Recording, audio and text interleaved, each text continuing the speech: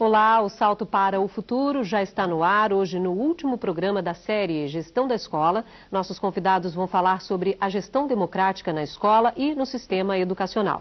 Para este debate, convidamos a professora da Universidade Federal do Rio Grande do Sul, Maria Beatriz Luce, que também é membro do Conselho Nacional de Educação e consultora desta série. A professora da Faculdade de Formação de Professores da Universidade do Estado do Rio de Janeiro, Maria Tereza Gudar, que é conselheira municipal de Educação de São Gonçalo. E o professor da Faculdade de Educação da Universidade Federal de Uberlândia, Marcelo Soares Pereira Silva. Participe você também do Salto para o Futuro. Toda a comunidade escolar mobilizada na elaboração de propostas e metas para as escolas da rede municipal de Porto Alegre. Assim está sendo construído o plano municipal que estabelece as diretrizes da educação na capital gaúcha para os próximos 10 anos. Veja a reportagem. O plano municipal é um conjunto de propostas e diretrizes para as escolas da rede municipal de Porto Alegre nos próximos 10 anos. O Plano Municipal de Educação nós estamos construindo também com a participação de toda a comunidade escolar e de toda a comunidade envolvida na educação aqui em Porto Alegre. O documento deve ficar pronto em dezembro de 2004. Só então será analisado pelo Conselho Municipal de Educação, conselho que também participou da construção do plano. Nós pensamos, enquanto coletivo, estarmos fazendo proposições para a Secretaria e sermos impulsionadores junto à Secretaria de Educação para então elaborarmos esse plano com a cara da cidade de Porto Alegre. De acordo com a vice-presidente do Conselho Municipal de Educação, um levantamento sobre a realidade das escolas da rede municipal, realizado pelo Conselho, está contribuindo para a construção do plano. É uma pesquisa que foi voltada exclusivamente para as escolas de ensino fundamental da rede municipal de ensino, que visou, colher dados, né, colher indicadores, enfim, de como é que estava a prática das escolas, tendo em vista a proposta de organização do ensino fundamental por ciclos de formação. Ela objetivava, assim, nos subsidiar para os momentos de discussão de políticas educacionais aqui na cidade. Os alunos da educação de jovens e adultos também participam da elaboração do plano. Nós desenvolvemos movimentos envolvendo, podemos dizer que os 8.000 alunos do SEJA, nas suas escolas, depois um movimento de regiões. E destes grupos que aconteceram nos encontros regionais, nós tiramos um representante de cada grupo que sistematizou o que se produziu naqueles debates.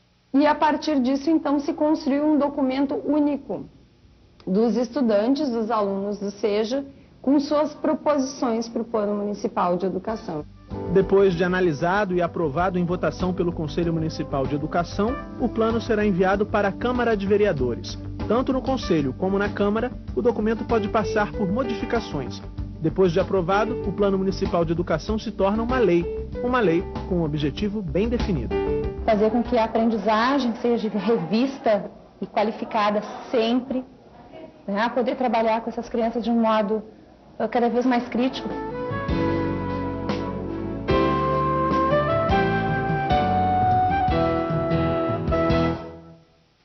Bom, primeiro eu quero agradecer a presença de vocês no programa de hoje. Começar pela professora Maria Beatriz. A partir desse vídeo que mostramos, professora, qual é a relação ou como deve ser essa relação entre a gestão da escola e a gestão da rede em que ela está inserida? Bem, eu fico muito satisfeita e estendo uma saudação assim muito carinhosa aos colegas professores que estão nos ouvindo por todo o nosso país. E a ideia que nós tivemos ao propor esse tema no programa foi de que vivenciar a democracia é um fundamento de toda a educação e deve ser a proposta síntese do currículo escolar, de todas as atividades escolares. É na escola que a criança aprende a viver em sociedade, né? A dividir, a compartilhar, a participar, a ter opinião, a ter acesso à informação. Bom, então, para que a nossa criança, o nosso adolescente possa aprender a viver em democracia, nós fazemos a gestão democrática da escola, com a participação dele, da sua família, das lideranças da comunidade, junto com os professores. A escola não é dos professores, a escola é da nação. e ela é da sociedade, ela é de todas as crianças, do determinado bairro, da determinada cidade.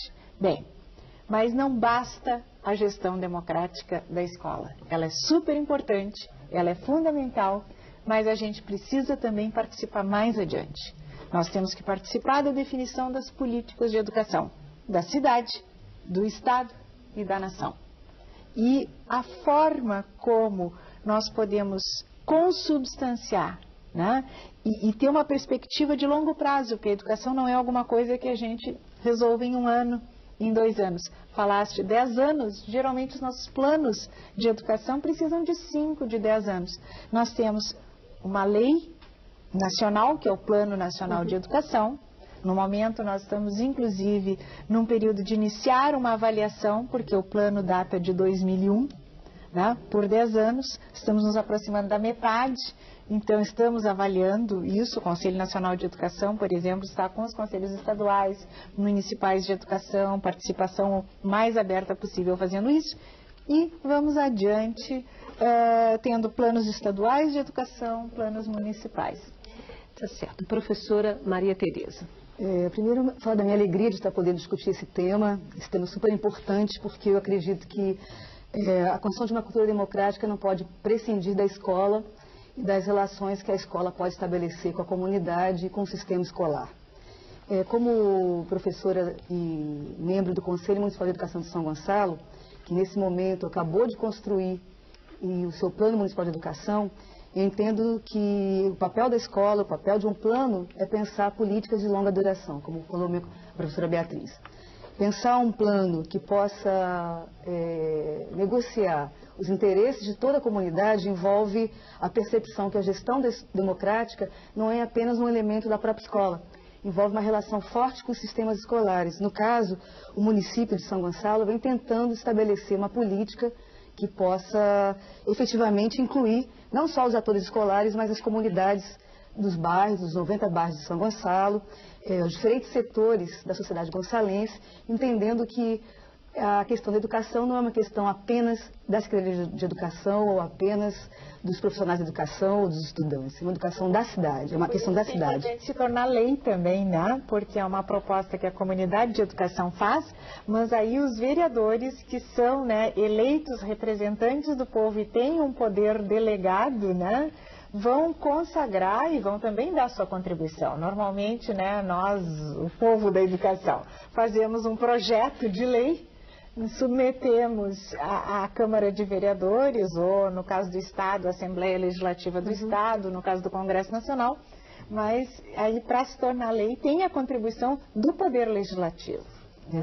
E dessa forma que a gente compreende que pensar a questão da gestão democrática é pensar cotidianamente como que se criam práticas democráticas e envolve desde dos atores da própria escola, como também estabelecer relações de ampliar os canais de negociação e discussão do papel da escola, do papel que a comunidade pode exercer em conjunto com a escola, com o próprio sistema. Tá certo. Professor Marcelo. Bom, sem dúvida é uma alegria também para mim estar aqui ao lado da Beatriz, da Tereza e de você, Bárbara, para a gente estar pensando junto essa questão da gestão democrática e do desafio que é a construção da gestão democrática na educação e na escola. E eu penso que o vídeo, com a experiência de Porto Alegre, nos sinaliza para algumas perspectivas, mas também os elementos colocados por Beatriz e por Tereza até aqui. E um componente que eu acho que eu gostaria de destacar inicialmente é que falar em gestão democrática significa falar em participação. Significa falar em participação, por um lado, dos professores, pais, alunos, enfim, da comunidade escolar na construção da escola, na construção de um projeto de educação no contexto do ambiente escolar, tendo como horizonte um projeto de sociedade. Portanto, falar em gestão democrática é falar e pensar a democratização da escola, sim, mas num contexto mais ampliado de construção da democracia, da participação, da cidadania no âmbito da sociedade civil como um todo. Isso coloca para a escola um desafio a mais, que é pensar e a escola se assumir como sujeito no processo de construção da cidadania. Não da cidadania enquanto apenas exercício de direitos, mas mais do que isso, pensar a escola enquanto exercício da cidadania na perspectiva de construção de direitos. Okay. Né? Então, eu acho que esses são alguns elementos que, de início, gostaria de destacar para a gente estar pensando na questão da democratização da escola e da educação. Tá certo. A primeira participação do programa de hoje é da Maria José, do Maranhão. Olá, Maria José. Olá, sou Maria José Barreto, do Teleposto de Bacabal, Maranhão. Gostaria que os especialistas comentassem como se dá a eleição para a escolha de diretores de escola. O Grêmio e o Conselho Escolar podem votar? Boa noite e obrigada. Obrigada, Maria José, por essa participação. Que bom, você participou a semana inteira. Obrigada mesmo.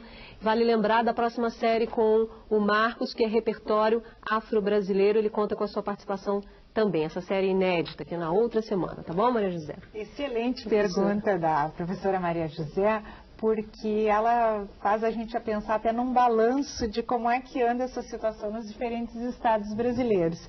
E eu posso até lembrar que a luta dos professores do estado do Maranhão é uma luta já de décadas para que a gente possa trabalhar a eleição dos diretores de escola. E é claro que existem diferenças em cada estado nas leis que governam o sistema estadual, as escolas estaduais, e o sistema das escolas municipais, que aí depende também de uma lei de cada município.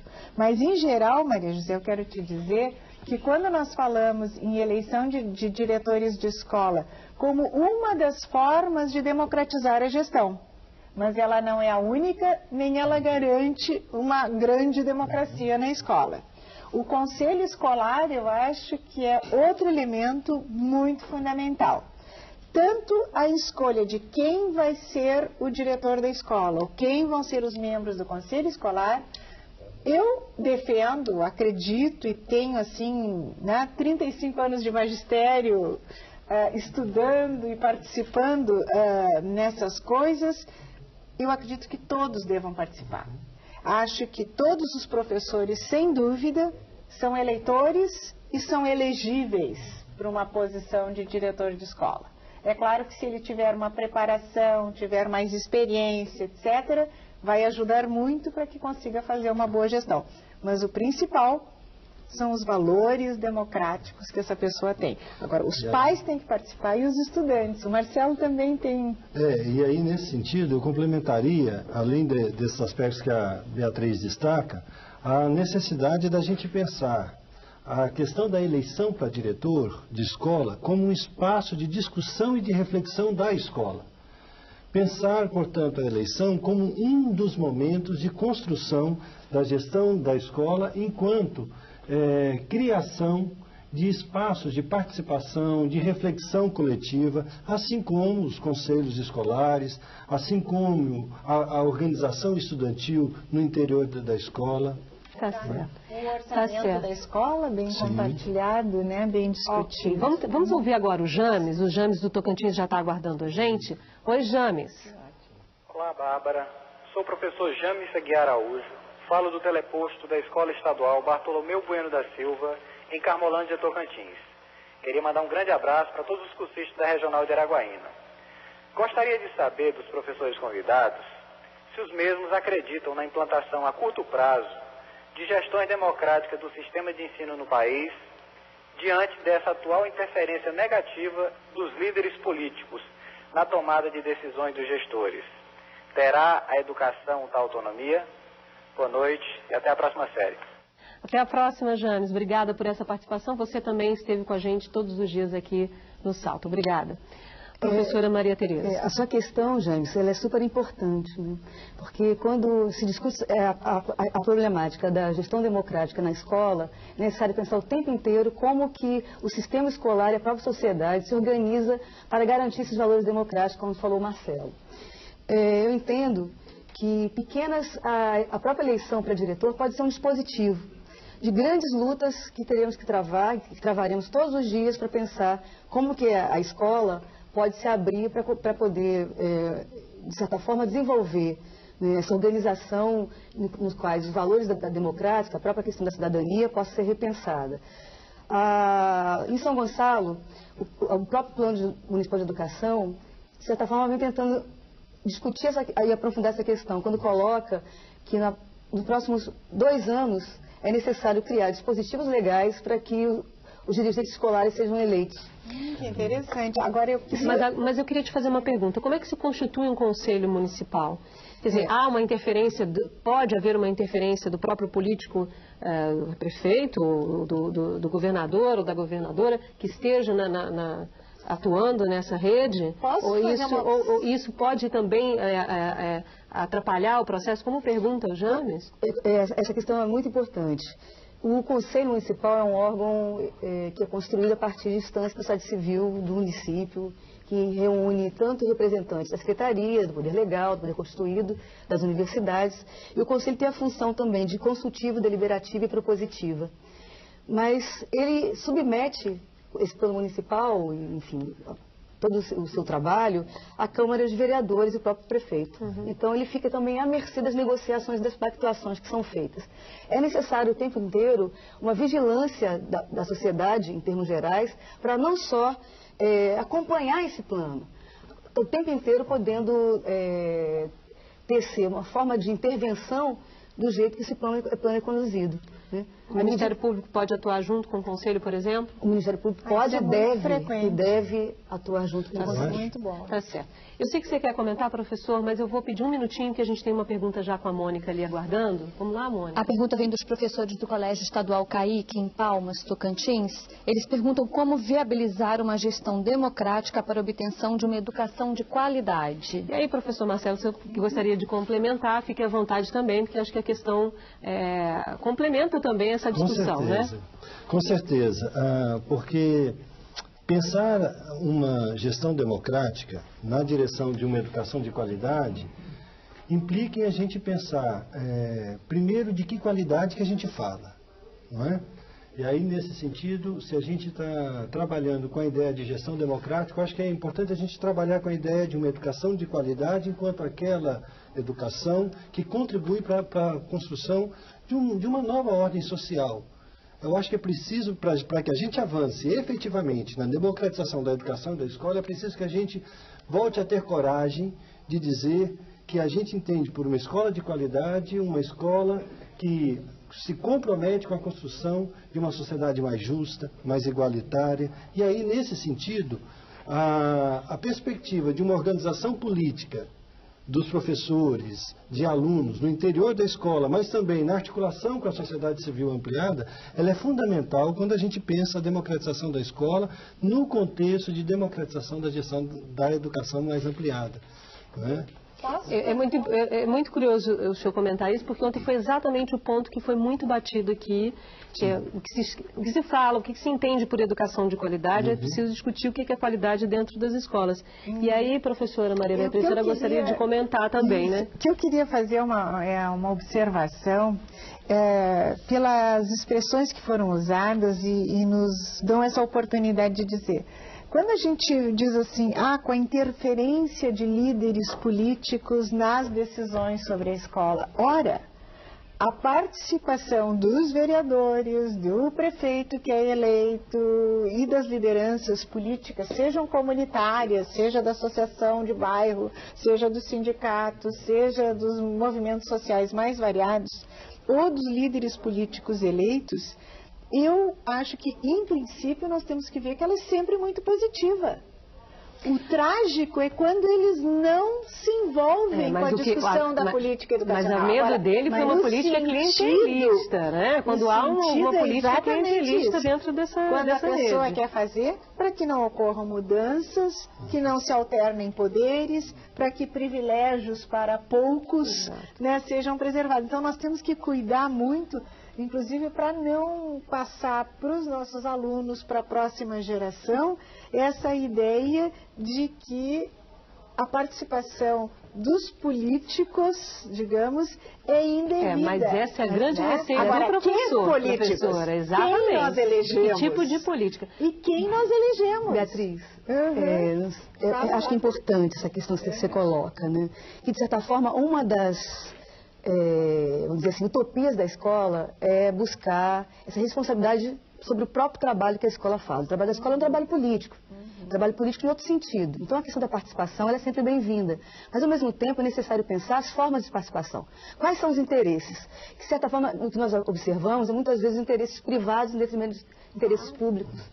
Essa questão dos interesses públicos, interesses assim, da comunidade como um todo, da comunidade escolar e da própria cidade, é fundamental que nós possamos estar o tempo inteiro discutindo. O que eu creio que o James coloca, de uma forma bastante pontual, é o clientelismo, clara. É a ideia de que a escola pertence a um determinado grupo, né, a um determinados interesses, não o interesse do bem-estar, não é um interesse coletivo. Não da qualidade da educação para todos. Ok, vamos ouvir agora a Mônica, que ainda tem mais perguntas. Vamos tentar responder todo mundo hoje, né, Mônica? O professor Pedro Nunes de Tocantins quer saber o que significa dizer que a gestão democrática é uma das mais importantes tendências das reformas educacionais. Professora Maria Tereza.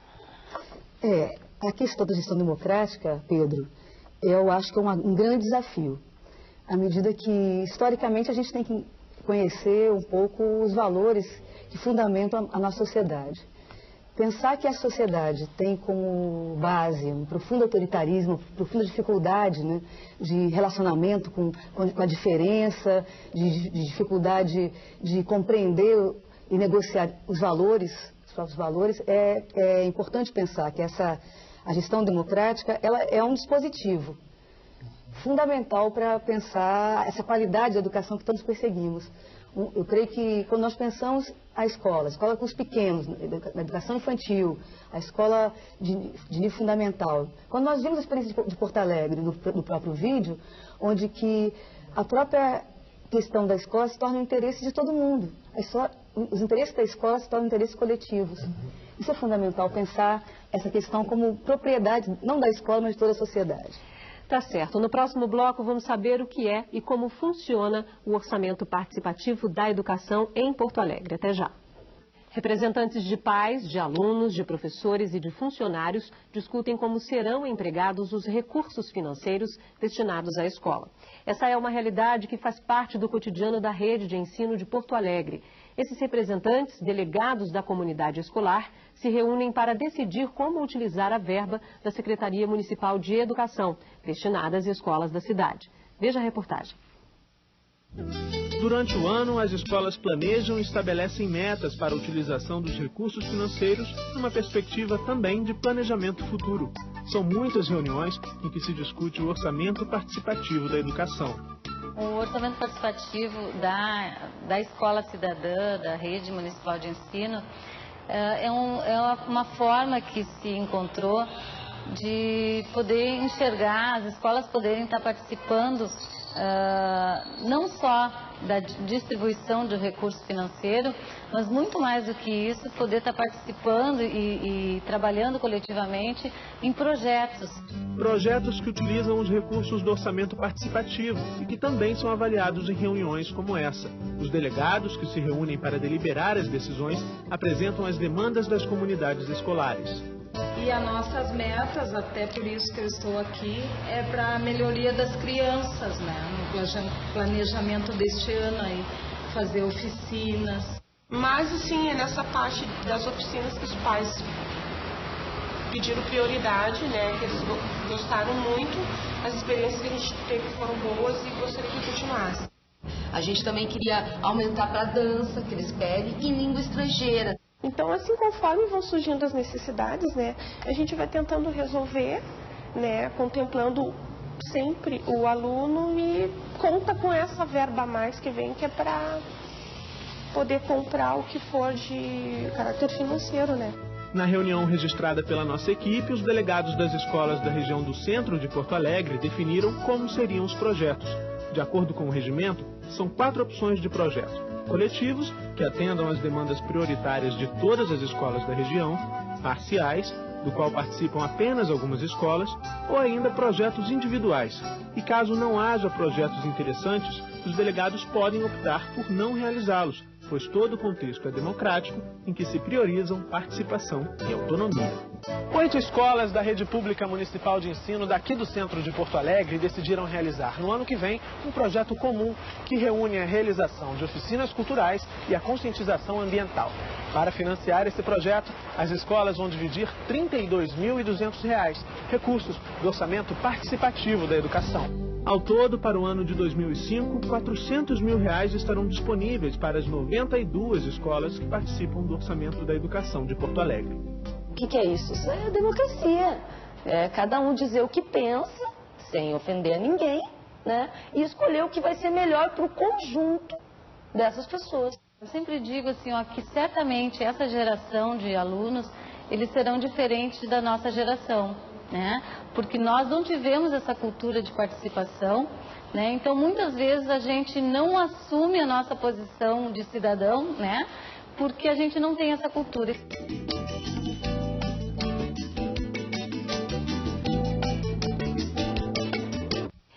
Bom, professora Maria Beatriz, o que a senhora gostaria de destacar dessa reportagem que mostramos? Bom, eu acho que fica bem evidente aí que a participação nas decisões que vão ser tomadas do uso dos recursos financeiros não é apenas daquela pequena parcela de dinheiro que vem para a escola decidir. Lá em Porto Alegre, essa experiência é muito interessante, pode ser alcançada, né, com luta e tal, por todos os municípios e pelas escolas estaduais também. Lá em Porto Alegre, o que acontece? As escolas se reúnem por região e às vezes estabelecem projetos de interesse de uma região, ou querem uma coisa mais cara, por exemplo, construir um ginásio de esportes ou um material para aulas de teatro. Então se organiza, olha, neste ano vamos dar prioridade para a escola X e uma coisa menor para a escola Y. No ano seguinte, para as outras duas escolas que no ano anterior já foram beneficiadas. Quer dizer, aquilo que acontece em família, quando a gente tem sempre um dinheiro escasso. E quem é que vai ganhar a bicicleta nova, né? Acontece. Bom, e essas decisões que estão mostrando aí, falando da gestão financeira, são exatamente ligadas àquela última pergunta. São decisões que, por exemplo, beneficiaram a qualidade da educação. O que as famílias, o que os grupos das escolas estão decidindo? Investir em educação ambiental, em promoção cultural, levar as crianças ao teatro, fazer sessões de cinema na comunidade, uma série de coisas, né? Tá certo. Marcelo estava comentando sobre qualidade. Eu vou pedir um tempinho para o Marcelo, porque a gente já tem uma participação da Delícia Feitosa, do Tocantins. Olá. Olá, boa noite, Bárbara e professores. Aqui é a professora Delícia Feitosa, do teleposto do Colégio Estadual Criança Esperança, Palmas, Tocantins. Nós queremos saber o que fazer para estimular a comunidade escolar a participar ativamente desse processo de construção da gestão democrática. Boa noite, obrigada. Obrigada pela sua participação, volte sempre. Professor Marcelo. Eu acho que o primeiro desafio que está posto para a escola é a escola se tornar uma escola da comunidade.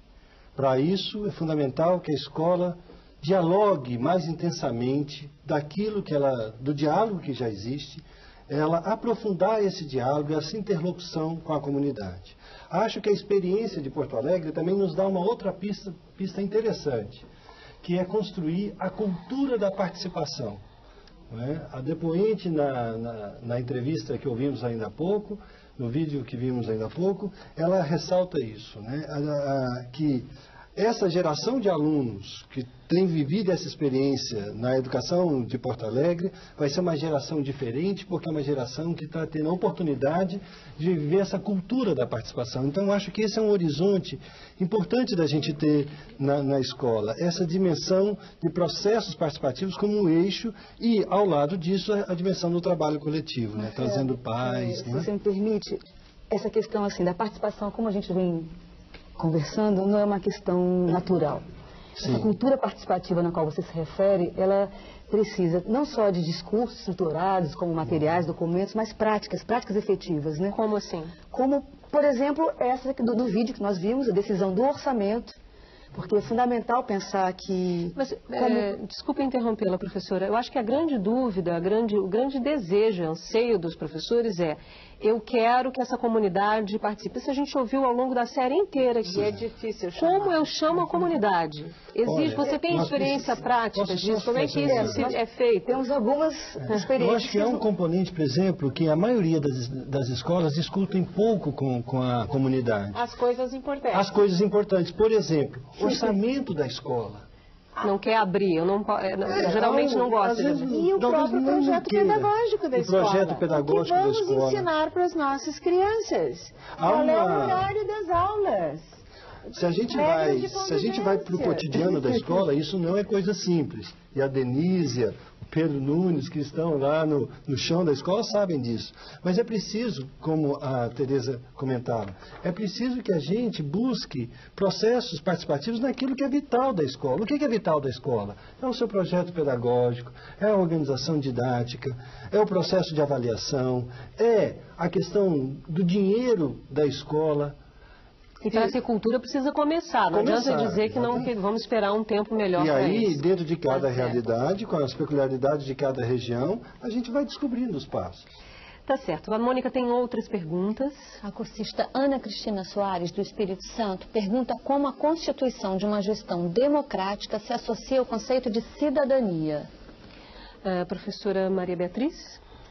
Bom, nós estamos fazendo toda essa discussão sobre gestão democrática, né, e praticando gestão democrática nas nossas escolas e na própria universidade, onde eu trabalho, por exemplo, visando a educação para a cidadania, exercendo cidadania. É um tipo, claro, especial, aquela, de uma comunidade interna, mas principalmente como o próprio vídeo de Porto Alegre também exemplificava. Quer dizer, na medida em que os alunos participam das decisões sobre as regras, por exemplo, de convivência, daquilo que nós chamamos assim normalmente de disciplina, de responsabilidades, de deveres, dentro de cada sala de aula, com cada turma.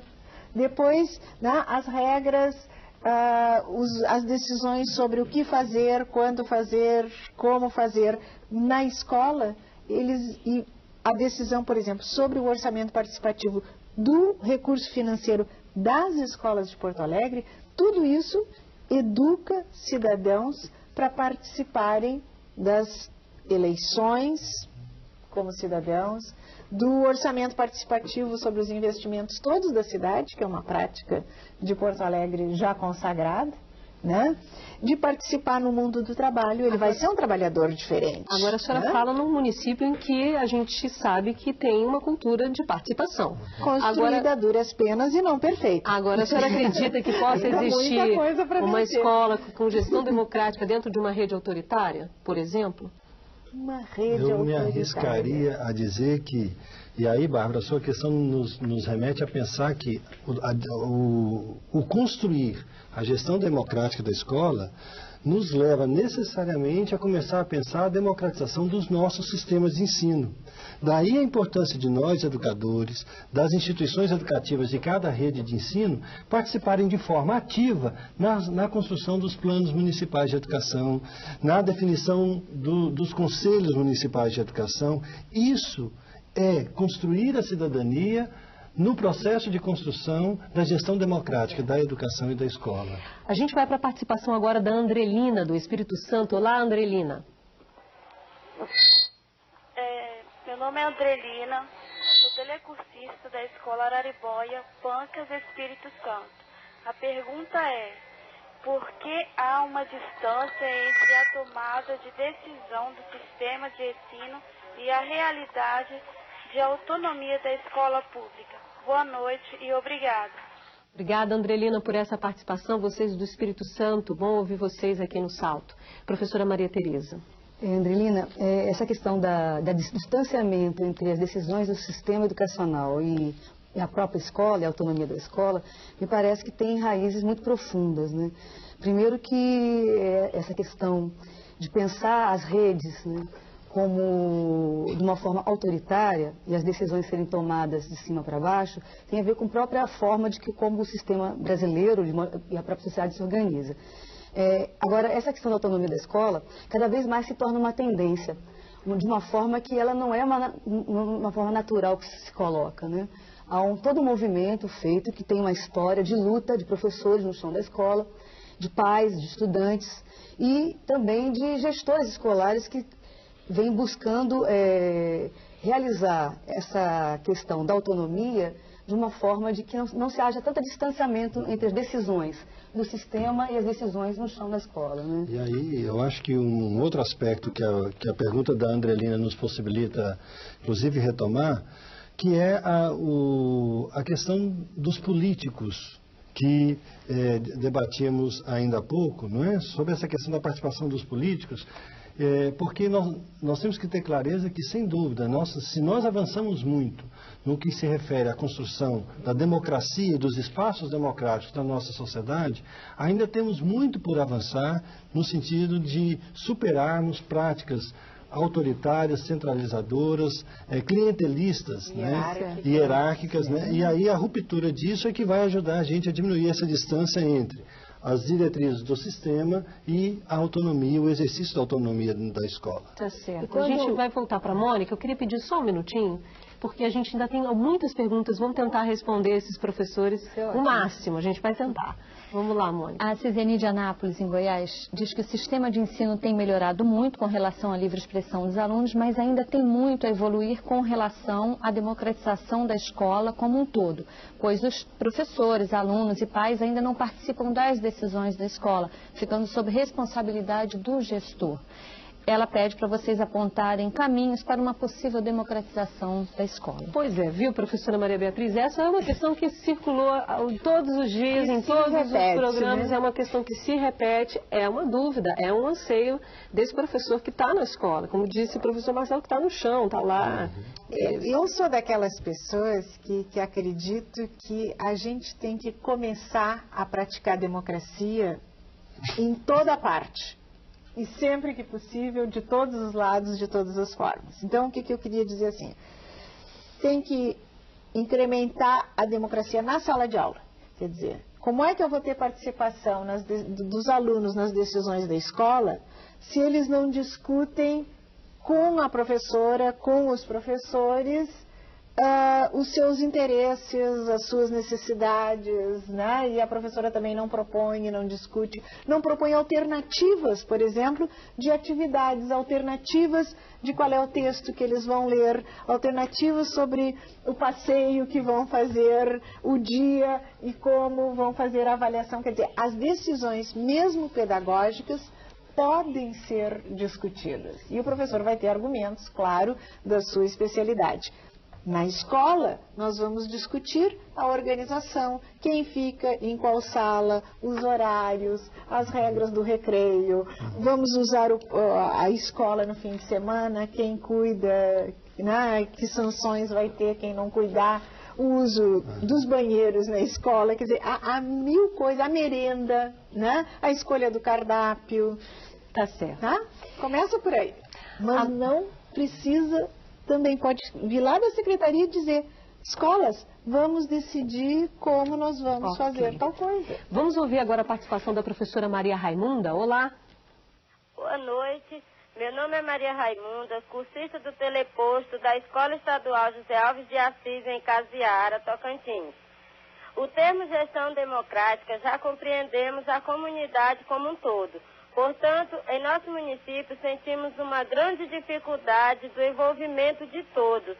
Como podemos garantir que a comunidade participe desse processo? Boa noite e muito obrigada. Obrigada, professora. Professora Maria Tereza, voltamos à questão. Raimunda, essa questão ela é vital, né? Eu quero dar um exemplo concreto lá da escola. Uma das escolas de São Gonçalo, são 76 escolas municipais.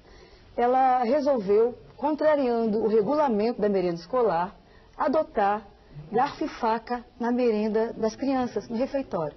era proibido garfo e faca. Toda a escola, a partir dessa equipe pedagógica, das professoras, discutiu por que era proibido, por que as crianças da escola não podiam usar garfo e faca.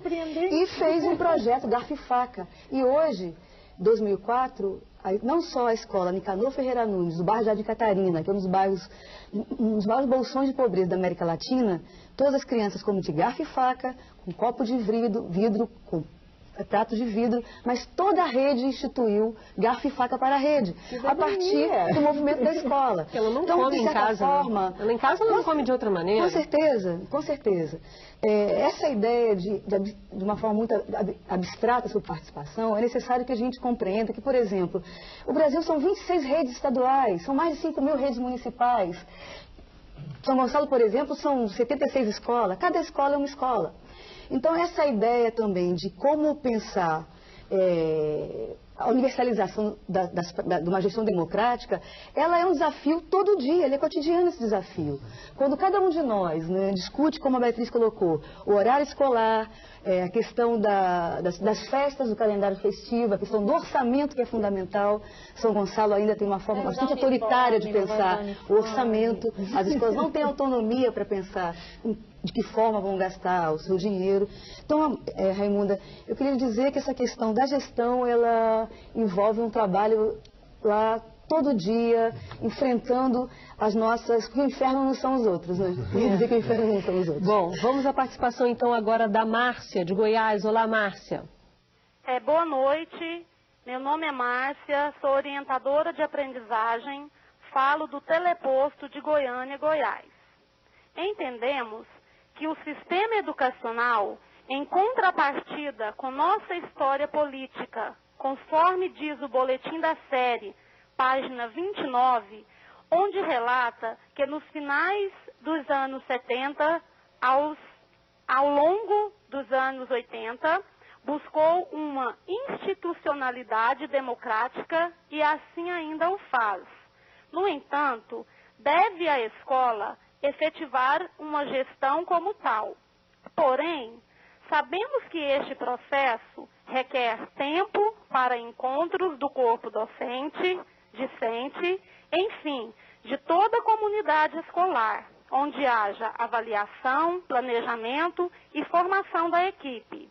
Pergunto, como garantir a efetivação desse processo, tendo que cumprir 200 dias letivos e tendo uma equipe docente que tem a necessidade de assumir uma carga horária excessiva e em escolas distintas? Parabéns pela série e obrigada pela oportunidade de participar. Márcia, obrigada a você por ter participado. Que bom que você ligou. A gente gostaria de ouvir você mais vezes aqui. Vale lembrar da próxima série inédita, que é Repertório Afro-Brasileiro, com o Marcos, tá bom?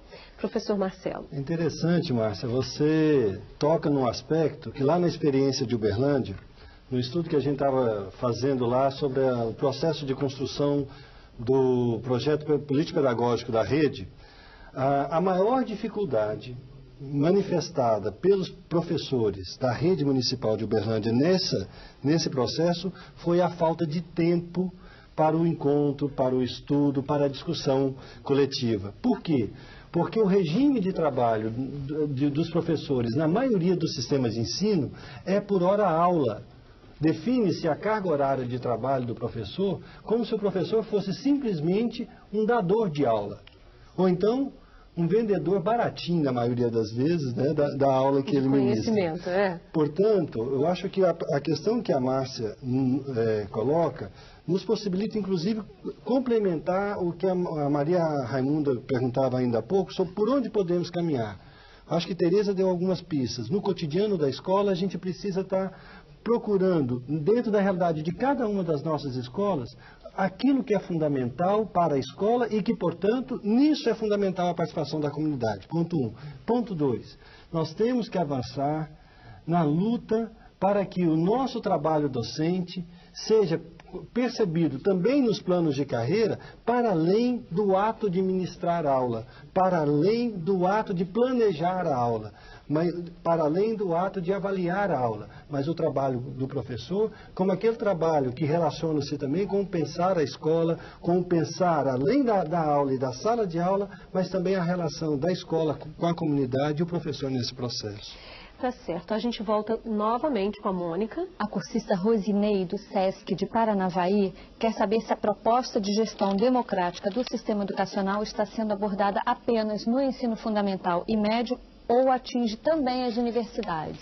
Professora Maria Beatriz. Certamente, nós nas universidades temos uma organização que é toda por colegiados, quer dizer, nós nos organizamos geralmente em departamentos, né, ou coordenações de curso com professores que são sempre eleitos, os alunos têm uma garantia, inclusive em lei, né, que nós temos que ter a participação de alunos e funcionários técnico-administrativos desde o conselho universitário, né? O conselho de ensino pesquisa, o de faculdade, o Marcelo mesmo, né? Hoje mas diretor são todas de as uma universidades faculdade, assim, professora? Porque as ontem universidades públicas. Não, então. Tá. Ontem não, E essa não foi a realidade apresentada privadas. ontem pelo professor, por exemplo, o professor Eli, ele acha que não. Ontem foi discutido aqui que ele acha que as universidades precisam passar por uma reformulação melhorar muito, nessa sim. ideia de gestão democrática. Claro, porque a gestão democrática ela é algo que não está posto, que não está construído e definido nem mesmo nas universidades. A gente vai precisar ir para o intervalo, porque estamos na reta final e é hora de fazer uma pausa e depois do intervalo os nossos convidados fazem as suas considerações finais sobre o encontro de hoje. Até já. Você acompanha o último programa da série Gestão da Escola e a partir de agora nossos convidados destacam os principais pontos do debate de hoje. Eu quero começar pelo professor Marcelo, precisei interrompê-lo no bloco anterior. Fique à vontade, professor. Eu gostaria de destacar um aspecto que o Pedro Nunes chamou a atenção, que a questão da gestão democrática hoje se coloca como uma tendência no campo da educação brasileira, tanto a gestão democrática da escola quanto a gestão democrática dos sistemas de ensino. Isso hoje está cada vez mais forte e mais vivo no campo educacional. No entanto, é importante que nós, educadores, procuremos explicitar de forma mais precisa o que nós estamos entendendo por gestão democrática. E nesse sentido, acho que é fundamental a gente reafirmar alguns princípios, como o princípio da participação, que tanto enfatizamos ao longo do debate, o princípio do trabalho coletivo, o princípio da transparência, o princípio do comprometimento com a sociedade e um aspecto que eu acho que é fundamental, a dimensão da utopia. Não é possível construir gestão democrática na educação, na escola, seja uma escola de educação básica, seja uma escola de educação superior, seja uma universidade pública ou gratuita, uma escola pública ou gratuita, sem que a gente tenha o compromisso com a utopia, o compromisso com o sonho de que é possível a gente construir uma escola pública melhor do que essa que nós já temos. Obrigada, professor. Professora Maria Tereza.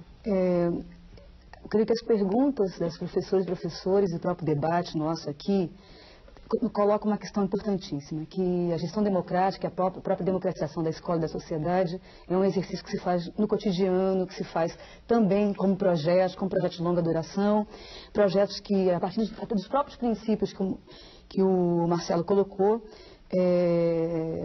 colocam essa questão revela essa questão para que cada escola, seja uma escola do Iapoque ao Chuí, possa tornar no cotidiano dessa escola um espaço que pais, professores, professoras, inspetores, merendeiras, os vizinhos possam tornar a escola como um espaço fundamental para a construção da cidadania e do bem comum. E pensar isso não é só efetivamente construir planos bem planejados. É fundamental que todos nós possamos remeter essa discussão para que a sociedade tome a escola como um espaço fundamental da construção dessa sociedade.